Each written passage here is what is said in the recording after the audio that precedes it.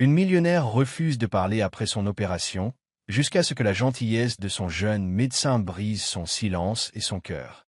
Sous les lumières éblouissantes de l'arène comble, Elena se tenait au centre de la scène, sa main délicatement enroulée autour du microphone, la première note de sa ballade mondialement célèbre attendant sur ses lèvres. La foule rugissait d'anticipation, scandant son nom comme une prière, les téléphones levés, les cœurs ouverts. Mais alors qu'elle ouvrait la bouche pour chanter, une soudaine fêlure aiguë dans sa voix brisa l'illusion. Ce fut à peine perceptible pour les autres, un bref râle, un fantôme d'enrouement, mais Elena l'entendit comme un cri à l'intérieur de sa tête. Elle enchaîna les morceaux, les notes sortant par mémoire musculaire, souriant à travers les applaudissements tonitruants. Mais lorsqu'elle quitta la scène, elle s'effondra sur le canapé de sa loge, le souffle court, la gorge douloureuse. Ce n'était pas la première fois. Des semaines s'étaient écoulées avec un enrouement croissant, une tension qu'elle mettait sur le compte de l'épuisement, des voyages, des concerts successifs. Mais la vérité chuchotait, et maintenant elle commençait à crier. Elle était en train de perdre sa voix. Son équipe lui conseilla le repos, son coach vocal suggéra une thérapie par les plantes, mais quelque chose en Elena lui disait que ce n'était pas seulement de la fatigue.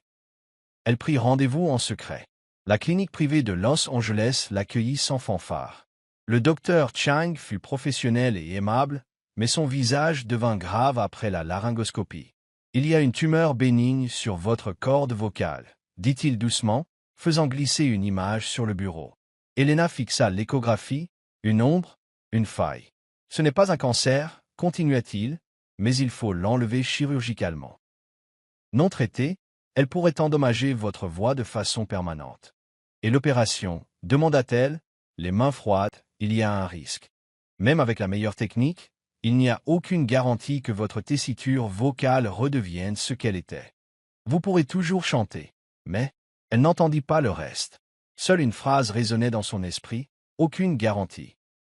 Elle le remercia, quitta le bureau et resta assise dans sa voiture pendant près d'une heure, fixant le volant. 1 million de pensées tourbillonnaient, mais aucune plus forte qu'une question. Si je ne suis plus la voix, alors qui suis-je? Elena Ray, le nom sur les disques de platine, sur les panneaux d'affichage, en néon à l'extérieur des stades, s'était construit autour d'un son, d'une voix saluée comme divine, guérisseuse, unique en son genre. Ce n'était pas seulement son don, c'était son identité, sa monnaie d'échange, son lien avec sa défunte mère, qui lui chantait autrefois les mêmes berceuses qu'elle chantait maintenant à des millions de personnes. Elle repoussa l'opération 3 fois, mais la 4e fois, elle signa le formulaire de consentement d'une main tremblante et les yeux brûlants. La nuit précédant l'intervention, Elena était assise seule dans son appartement-terrasse, la ligne d'horizon de la ville clignotant comme des lumières de Seine au loin. Devant elle, sur la table basse, reposait un simple microphone noir, le premier qu'elle ait jamais utilisé professionnellement, rayé à la base par des années de tournée. Elle le prit lentement, le berça comme quelque chose de sacré, et y murmura « Es-tu toujours à moi ?» Sa voix sortit fêlée, rauque. Elle serra le micro contre sa poitrine et laissa enfin couler les larmes, des sanglots réels, non filtrés, qui secouaient tout son corps. « Si je ne peux plus chanter, murmura-t-elle dans le vide, alors, que reste-t-il de moi ?» Dans la blancheur stérile de la salle d'opération le lendemain matin, Elena était allongée sur la table, entourée de visages masqués et de machines qui émettaient des bips réguliers. Elle ne parla pas, elle ne plaisanta pas. Elle regarda seulement une fois la lumière du plafond au-dessus d'elle et ferma les yeux. 12 heures plus tard, elle se réveilla au son des moniteurs et à l'odeur d'antiseptique. Une infirmière se pencha sur elle. « Elena, vous êtes réveillée. L'opération s'est bien passée. » Elena essaya de parler. Rien ne sortit. Elle sentit le feu dans sa gorge, le pansement à son cou, la douleur dans sa poitrine, non pas due à l'incision, mais à quelque chose de plus profond. Le chirurgien lui rendit visite 1 heure plus tard. Tout s'est déroulé comme prévu. La tumeur a été enlevée proprement. Vous aurez besoin de semaines de repos vocal complet, puis d'une thérapie douce. Elle hocha la tête une fois. Il sourit. Vous chanterez à nouveau, Elena, mais cela prendra du temps. Elle hocha de nouveau la tête, mais ses yeux disaient autre chose. Elle passa la première nuit à fixer le plafond de sa chambre d'hôpital. Pas de télévision, pas de musique, pas de téléphone, juste le silence. Lorsque l'infirmière entra le lendemain matin avec un plateau et lui demanda comment elle se sentait, Elena prit le stylo et le papier laissé près de son lit. Elle n'écrivit rien, elle fixa simplement la page blanche. Et à cet instant, elle décida. Elle ne parlerait pas. Pas tant qu'elle ne serait pas sûre. Pas tant qu'elle ne saurait pas que ce qui sortirait ne briserait pas le dernier fragment d'elle-même qui lui restait. Le monde extérieur la qualifiait toujours de diva, d'icône, de phénix. Mais à l'intérieur, Elena restait têtue. Pas seulement dans la voix, dans l'âme. Le docteur Michael Lean ne savait pas qu'il serait assigné à Elena Ray avant d'entrer dans sa chambre et de la voir assise près de la fenêtre, le dos droit, le regard lointain, son silence assourdissant. Son nom était imprimé nettement sur le dossier qu'il tenait à la main. Elena Ray, chirurgie des cordes vocales, patiente de haut vol, pas de complications mais mutisme volontaire depuis la convalescence. Michael avait entendu son nom, bien sûr, qui ne l'avait pas entendu, mais il n'était pas du genre à vénérer les célébrités. La gloire, à son avis, était souvent une distraction de la vérité. Il y a des années, il avait joué de la guitare et écrit des chansons dans sa chambre d'étudiant, rêvant de la scène, jusqu'à ce que la vie, la maladie de son père, les factures, le monde réel, le poussent vers la médecine. La musique s'était estompée à l'arrière-plan, jusqu'à maintenant. Il entra dans la pièce avec une détermination tranquille. « Bonjour, mademoiselle Ray, dit-il doucement. Elle tourna légèrement la tête, accusant réception d'un clignement d'yeux, mais ne dit rien. « Ce n'est pas grave, continua-t-il. Je parle beaucoup de toute façon. » Pendant les jours suivants, Michael suivit sa routine, vérifier les signes vitaux, surveiller la guérison, proposer des exercices vocaux de base, sans attendre de réponse. Elena écoutait, hochait parfois la tête, regardait souvent par la fenêtre. Elle était méticuleuse, émotionnellement sur la défensive. Mais ce qui frappa le plus Michael n'était pas sa célébrité, c'était le poids qu'elle portait. Ce n'était pas le deuil d'une carrière, c'était plus profond, plus personnel, comme si son être même avait été excisé avec la tumeur. Le 5e jour, Michael apporta une enceinte. Il la posa sur la table de chevet sans cérémonie, appuya sur « play » et laissa les douces notes d'une de ses premières chansons emplir la pièce. La chanson était une ballade, Only Sky, un morceau qu'Elena avait enregistré avant de devenir un nom connu de tous. Ses paroles étaient douces, brutes, pleines de désir. Ce n'était pas un tube, mais c'était authentique. Elena se figea. Elle ne bougea pas pendant que la chanson jouait, mais ses doigts se crispèrent légèrement sur le bord de la couverture. Quand elle se termina, elle ferma les yeux, puis les rouvrit lentement, toujours silencieuse. Michael ne dit rien. Il appuya simplement de nouveau sur « play » le lendemain matin et le suivant. Des chansons différentes à chaque fois, certaines de ses albums, d'autres moins connues, toutes pleines de la voix qu'elle possédait autrefois, la voix qu'elle craignait de retrouver. Il ne lui demanda jamais de chanter, ni même de parler. Il s'asseyait simplement avec elle, fredonnant doucement, tapotant parfois ses doigts sur le bras du fauteuil comme un métronome, un compagnon silencieux dans les échos de sa vie passée.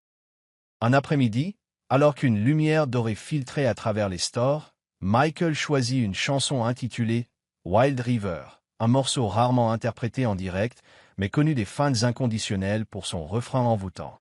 Il se pencha en arrière dans son fauteuil, sans réfléchir, se mit à chanter à voix basse. Sa voix n'était pas parfaite. Elle était chaude, posée, plus conteur que star. Elle emplit la pièce non pas de spectaculaire, mais de sincérité. La main d'Elena, posée sur ses genoux, trembla. Elle tourna son visage vers la fenêtre, loin de lui, et le silence s'étira jusqu'à ce qu'une unique larme glisse sur sa joue. Michael cessa de chanter, mais il ne s'excusa pas. Il ne recula pas. Au lieu de cela, il parla doucement, comme on parle à une mélodie qui pourrait se briser si on la manipulait mal. « Vous n'avez pas à chanter, dit-il, vous n'avez pas à parler. Mais quoi que vous ressentiez, c'est toujours de la musique, et je resterai assis ici jusqu'à ce que vous soyez prête à l'entendre à nouveau. » Elena ne répondit pas, ni par des mots, ni par un signe de tête, mais alors que le dernier accord s'estompait, elle attrapa un mouchoir, s'essuya les yeux, puis resserra la couverture autour de ses épaules. Ce n'était pas une reddition, ce n'était pas une guérison, mais c'était la première note d'une chanson qu'aucun d'eux ne s'attendait à écrire. Au cours d'une garde de nuit particulièrement éprouvante, Michael se retrouva dans la salle de repos faiblement éclairée de l'hôpital, le bourdonnement des distributeurs automatiques et des moniteurs distants fournissant une toile de fond monotone. Il se versa une tasse de ce café éventé trop familier, l'arôme amer ne faisant que peu pour revigorer ses sens lasses. Alors qu'il s'appuyait contre le comptoir, contemplant les longues heures à venir, la porte grinça. Clara, l'une des infirmières de nuit chevronnées dont la présence était à la fois réconfortante et imposante, entra. Ses cheveux poivre et sel étaient tirés en un chignon soigné, et les ridules sur son visage témoignaient d'années consacrées aux soins des patients. Clara se déplaça avec une aisance acquise, récupérant sa tasse préférée dans le placard, une pièce en céramique ornée de marguerites délavées. Elle la remplit d'eau chaude, la vapeur s'élevant tandis qu'elle trempait un sachet de camomille dans la tasse. Remuant une cuillerée de miel, elle jeta un coup d'œil à Michael, ses yeux reflétant à la fois la fatigue et la sagesse. Longue nuit, s'enquit-elle, sa voix portant la chaleur d'une compréhension partagée. Michael offrit un sourire fatigué. Ne le sont-elles pas toutes? Clara gloussa doucement, prenant place à la petite table au centre de la pièce. Elle fit signe à Michael de la rejoindre. Repose-toi une minute. Tu as l'air d'en avoir besoin. Reconnaissant pour ce bref répit, Michael s'assit en face d'elle. Ils sirotèrent leurs boissons respectives dans un silence complice pendant un moment avant que Clara ne reprenne la parole. « Vous êtes assigné à Alina Ray, n'est-ce pas » demanda-t-elle, son ton désinvolte mais teinté de curiosité. Michael hocha la tête. « Oui, c'est ça.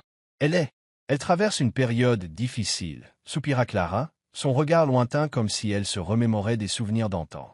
Je l'ai vue aller et venir au fil des ans, toujours pour des traitements mineurs, rien de trop grave, mais une chose m'a toujours frappé. » Michael haussa un sourcil, l'incitant à continuer. « Elle n'amenait jamais personne avec elle, » expliqua Clara. « Pas de manager, pas de famille, pas d'amis. Toujours seule. Ça m'a paru étrange, vu son statut. » Michael fronça les sourcils, l'observation concordant avec ses propres expériences avec Alina. « Avez-vous jamais découvert pourquoi ?» Clara hésita, puis se pencha légèrement, baissant la voix comme si elle partageait un secret confidentiel. « Par curiosité, je me suis renseigné. Il s'avère que sa mère est décédée quand Alina n'avait que 12 ans. Un cancer.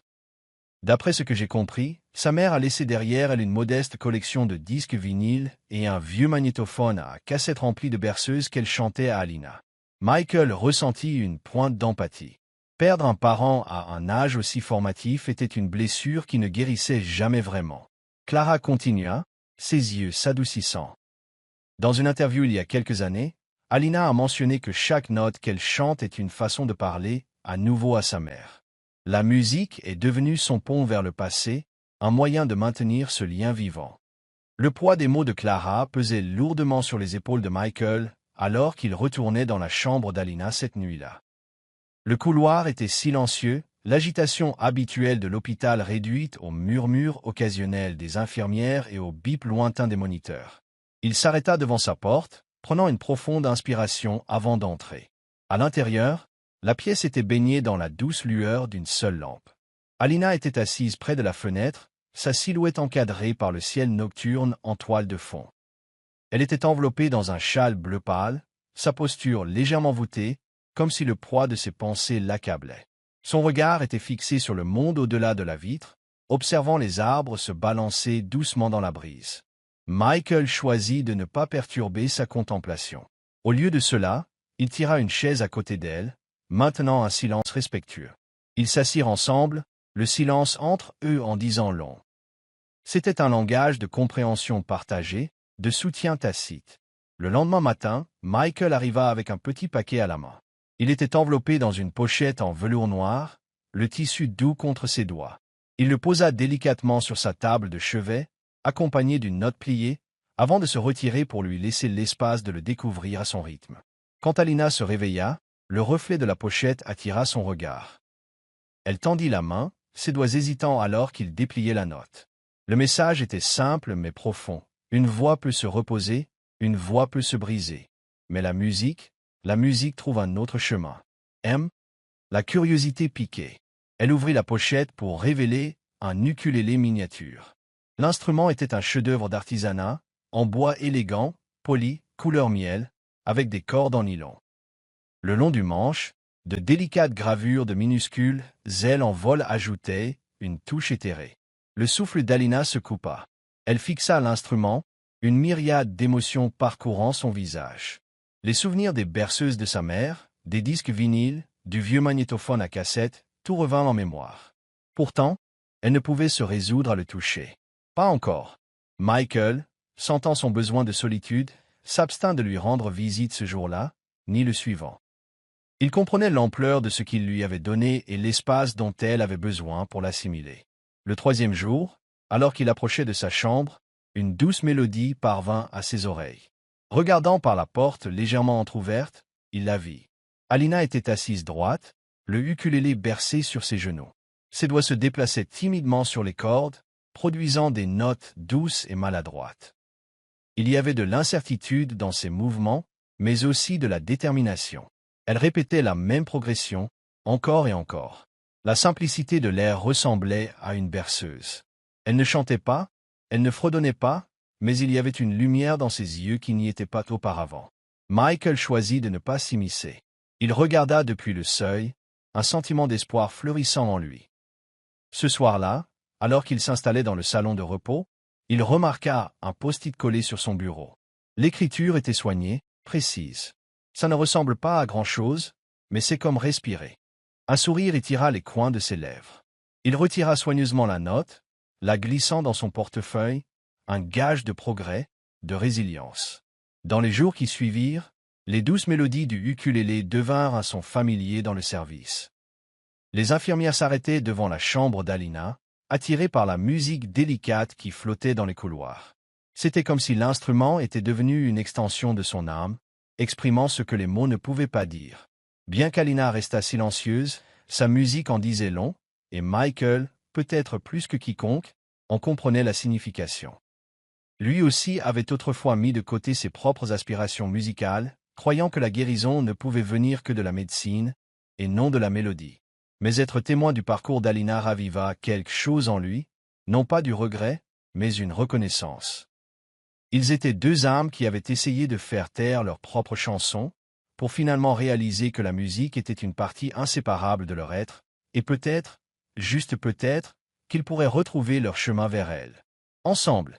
L'après-midi, le soleil filtrait à travers les hautes fenêtres de l'aile de rééducation, projetant une douce lumière dorée sur les carreaux usés du sol et les rangées de chaises vides. Le piano de l'hôpital, rarement touché, était niché dans un coin près du jardin intérieur, un modeste piano droit, légèrement désaccordé, mais qui conservait encore de la chaleur dans ses touches. Michael s'assit tranquillement, ses doigts effleurant l'ivoire avec une douce familiarité. Il était passé devant une douzaine de fois, résistant toujours à l'impulsion. Mais aujourd'hui, quelque chose en lui disait « maintenant ».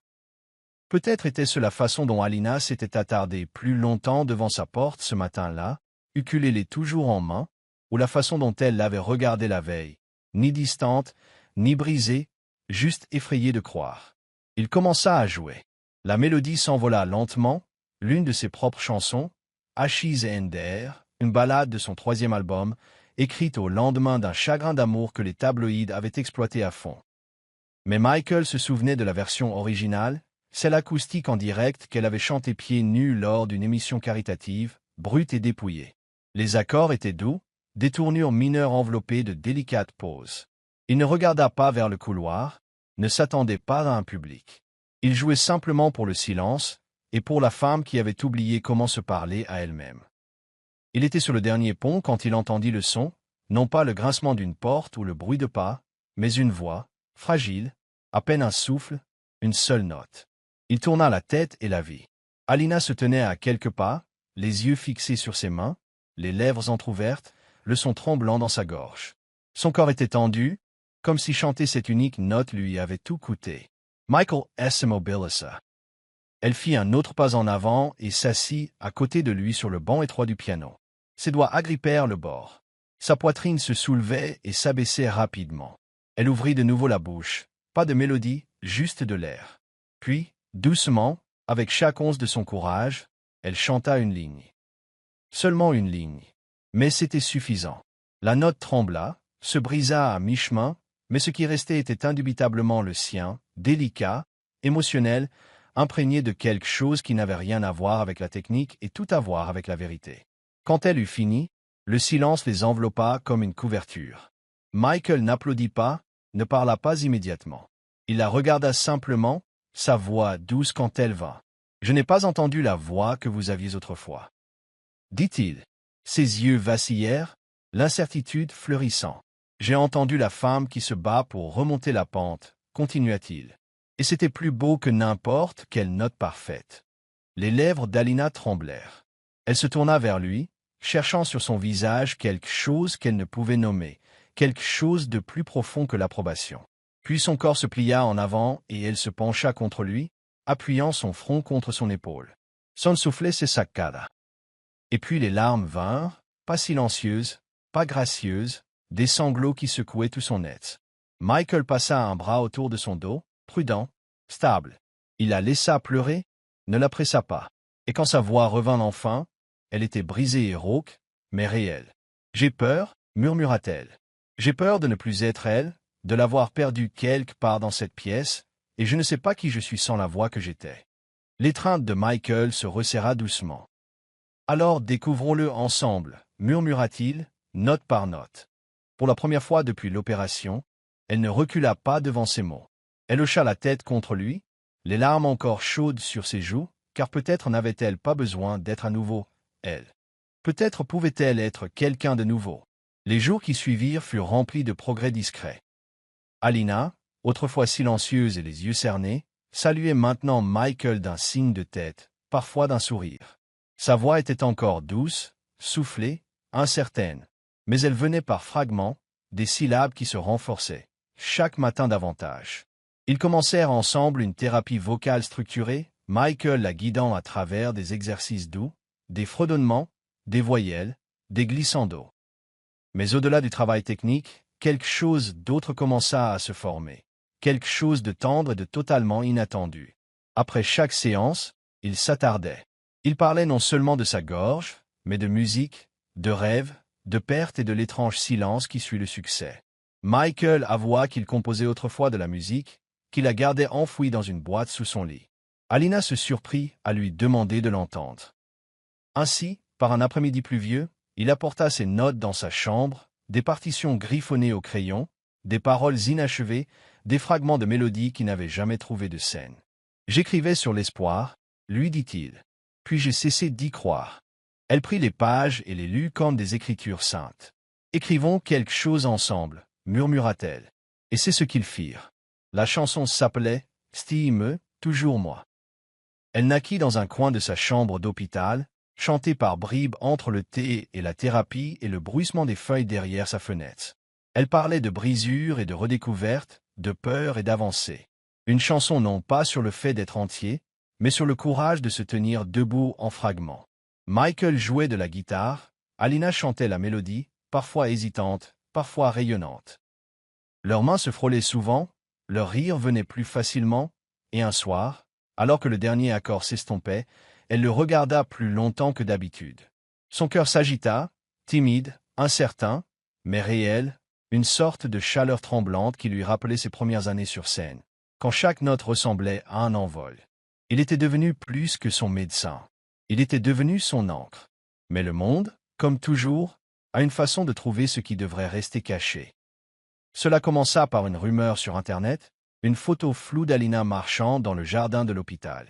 Un fan qui travaillait à temps partiel comme technicien de laboratoire l'avait reconnu malgré l'écharpe, malgré le soleil.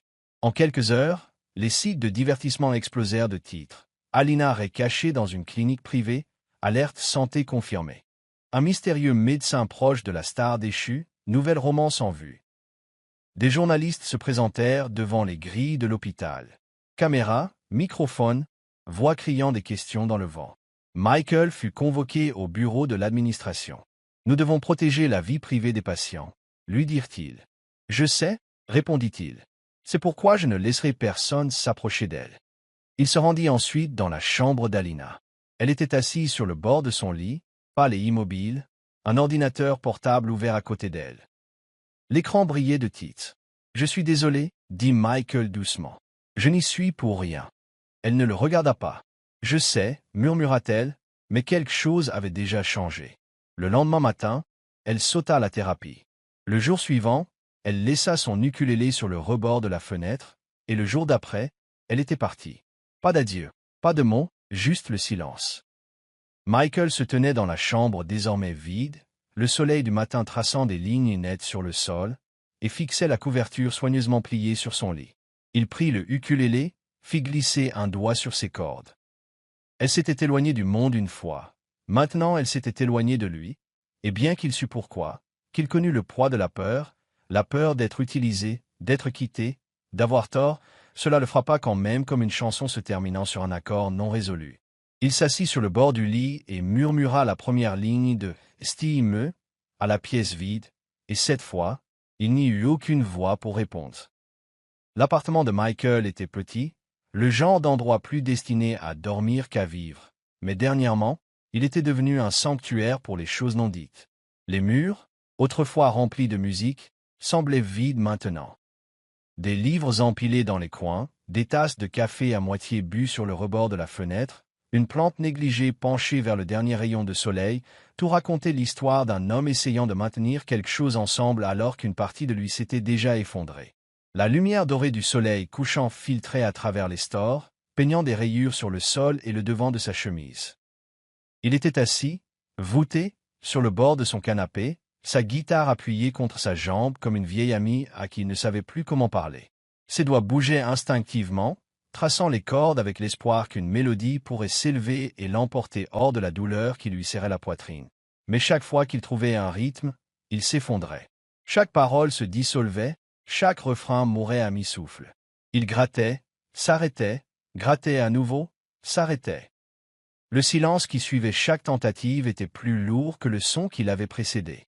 Le ukulélé était toujours posé sur son bureau, intact. Il brillait faiblement dans la lumière mourante, symbole de ce qui avait commencé et de ce qui avait été perdu. Sa présence emplissait la pièce plus que la musique ne le pourrait jamais maintenant. Chaque fois qu'il le regardait, il se souvenait de ses mains sur les cordes, de la façon dont ses yeux s'illuminaient, non pas de perfection, mais de présence, de permission de recommencer. Mais elle était partie.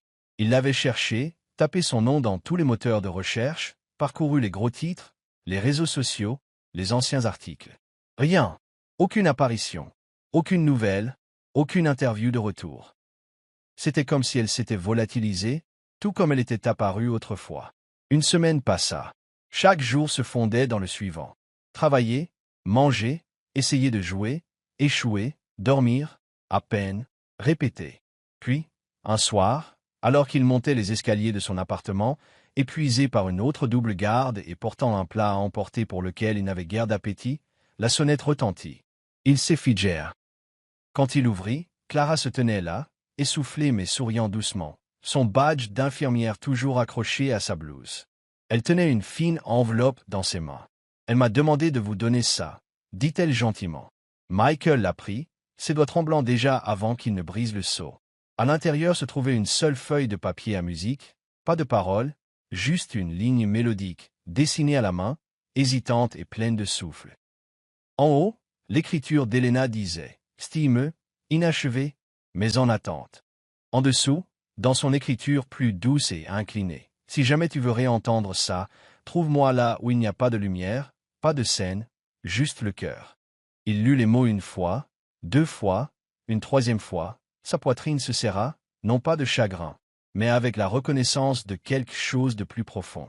Elle ne l'avait pas quitté parce qu'elle ne se souciait plus de lui. Elle était partie parce qu'elle était terrifiée de l'intensité de ses sentiments. Parce que dans une vie remplie de bruit, il avait été le seul moment de calme qui lui avait fait se sentir vu, vraiment vu. Il se dirigea vers le piano, posa délicatement la partition sur son pupitre et appuya doucement sur une touche. Ce n'était pas une performance, c'était une promesse. Pas de lumière, pas de scène, juste le cœur. Et si c'était là qu'elle se trouvait, alors c'était exactement là qu'il irait. Le petit auditorium sentait le vieux bois et l'espoir frais, le genre d'endroit où les échos persistaient plus longtemps et où les rires semblaient rester dans les chevrons. Des chaises pliantes bordaient les allées étroites, certaines dépareillées, toutes remplies de voisins, de parents, de grands-parents et de passants curieux. Les murs étaient ornés d'affiches dessinées à la main par des enfants du quartier. Des soleils en crayon de cire, des notes de musique, des chœurs et des paroles griffonnées comme « Chante avec amour » et « Ta voix compte ». À l'avant de la salle, Une bannière s'étirait au-dessus de la modeste scène, écrite à la main et légèrement de travers. Les voix du chœur, premier récital. Elle flottait chaque fois que quelqu'un passait devant la vieille porte qui ne fermait jamais tout à fait correctement. Ce n'était pas une grande scène, mais c'était suffisant. Michael se tenait au fond, son étui de guitare serré dans sa main comme une extension de son propre pouls. Son cœur battait contre ses côtes, non pas de nervosité, mais de quelque chose de plus profond, quelque chose comme une reconnaissance. Il avait suivi sa lettre, sa mélodie, son souvenir, et il l'avait conduit ici, une ancienne église maintenant transformée en centre musical communautaire, un lieu non pas destiné à la gloire, mais à la réparation, au recommencement. Les enfants montèrent les premiers sur scène, leur voix timide mais fière. L'un chanta une berceuse, un autre une chanson folklorique, faux mais plein de cœur. Le public applaudissait après chaque performance, non pas par politesse, mais par un soutien authentique et entier. Des hommes et des femmes âgés se tenaient avec des cannes ou des déambulateurs, lisant des poèmes qu'ils avaient griffonnés dans des journaux ou mémorisés depuis longtemps. Il y eut des tremblements, des trébuchements, mais personne ne jugea. Chaque son était sacré ici. Michael attendait au fond, son regard balayant tranquillement. Puis il la vit. À moitié cachée derrière le rideau, Alina se tenait de profil, ses cheveux attachés en un chignon lâche, portant un jean, des bottes usées et un pull bleu marine qui semblait plus doux que ne l'avaient jamais été les vêtements de scène. Pas de maquillage, pas d'entourage, juste elle-même. Elle était accroupie à côté d'une petite fille, ajustant un pied de microphone à la bonne hauteur. Elle hocha la tête, sourit, fit un signe de pouce levé, puis elle rit. Le son le frappa comme la lumière du soleil à travers un vitrail, doux, inattendu, réel. Sa poitrine lui fit mal, non pas de désir, mais de certitude. Quand l'animateur s'approcha du micro et dit « Et maintenant, pour notre invité musical spécial », Michael sut. Il descendit l'allée, monta les petites marches en bois et prit sa place sur le tabouret. La guitare reposait confortablement sur ses genoux, comme si elle avait attendu, elle aussi. Les lumières au-dessus vacillèrent, non pas pour le drame, juste à cause du vieux câblage. Il gratta les premiers accords de « Steam ». La salle se tut instantanément. Michael chanta le premier couplet doucement, la voix chaude, stable. Ses yeux ne quittèrent jamais le bord du rideau. Et puis elle sortit, pieds nus, silencieuse, courageuse. Alina se déplaça comme si le sol lui-même la guidait. Son expression était calme, non pas la sérénité soigneusement entretenue d'une diva, mais la grâce de quelqu'un qui avait cessé de fuir. Elle se dirigea vers le second micro, se tint à côté de lui et ferma les yeux. Puis elle chanta, même quand les lumières s'éteignent, « Je suis toujours moi, et tu me vois toujours ». La salle ne respira pas avant qu'elle ne sourit, pas avant que Michael ne se tourne et ne la regarde comme si quelque chose de perdu était enfin rentré à la maison. Alors les applaudissements éclatèrent, non pas polis, non pas répétés, mais explosifs. Les gens se levèrent, applaudirent, certains s'essuyèrent les yeux. Michael posa la guitare, se leva et prit ses deux mains dans les siennes. Il se pencha près d'elle, leurs fronts se touchant presque, et murmura. « Tu n'as pas besoin des applaudissements pour être toi. Tu as juste besoin de croire que j'entendrai toujours ton cœur. » Et cette fois, elle le crut. Elle crut chaque mot. Un an plus tard, Alina n'était plus la voix des stades. Son nom ne remplissait plus les chapiteaux ni ne figurait sur les panneaux d'affichage. Mais pour ceux qui l'entendaient chanter maintenant, dans des endroits calmes où le monde oubliait d'écouter, elle n'avait jamais semblé aussi vivante. Elle et Michael avaient sorti un petit EP indépendant intitulé Whispered Light, Lumière chuchotée, 5 chansons toutes écrites à partir de moments entre silence et redécouverte. Ils l'avaient enregistré dans une grange aménagée, utilisant un seul microphone avec les fenêtres ouvertes pour laisser entrer le chant des oiseaux et le vent. C'était imparfait, c'était honnête, et cela touchait les gens d'une manière qu'aucun album poli n'avait jamais réussi. Il ne tournait pas de manière conventionnelle. Au lieu de cela, il voyageait dans des endroits où la musique comptait le plus. Une aile de cancérologie dans un hôpital pour enfants. Une maison de retraite où une femme âgée n'avait pas parlé depuis des semaines jusqu'à ce qu'Alina chante à ses côtés. Un refuge rural pour adolescents fugueurs qui fermaient les yeux quand Alina jouait du ukulélé et murmurait des paroles sur le fait d'être toujours moi. Michael devint plus que son collaborateur. Il était son accompagnateur dans la vie, son calme dans chaque tempête. Ils apprirent à voyager léger, emportant des guitares, un seul ampli, des carnets remplis de chansons à moitié écrites et de petits rêves. Pas d'entourage, pas de contrat, juste un but. Alina ne reconquit jamais son ancienne scène. Elle ne le voulut jamais, mais elle se tenait plus droite maintenant, plus libre. Quand elle chantait, ce n'était pas pour impressionner, c'était pour se connecter. Un soir d'automne, ils arrivèrent dans une ville au bord d'un lac comptant moins d'1 millier d'habitants. La communauté locale avait construit un quai en bois qui servait de scène. Des enfants étendaient des couvertures. Des lucioles dansaient dans l'herbe. Quelqu'un apporta une tarte. Alors que la dernière chanson s'estompait, Stime. Maintenant en partie berceuse, en partie hymne, Alina se tourna pour remercier la foule, pour découvrir que Michael avait mis sa guitare de côté et s'était agenouillé. Le lac reflétait la lueur orangée du crépuscule. Le vent s'arrêta.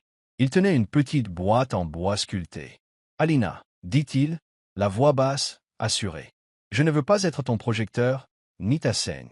Je veux juste être à tes côtés, où que la chanson nous mène. » Elle baissa les yeux sur lui, sur les gens souriant à la lueur des lanternes, sur la vie qu'ils avaient construite à partir du silence, sur l'espoir juvénile dans ses yeux, et sa voix, n'ayant plus peur, fut claire quand elle répondit. « Tu n'as pas sauvé ma voix, Michael.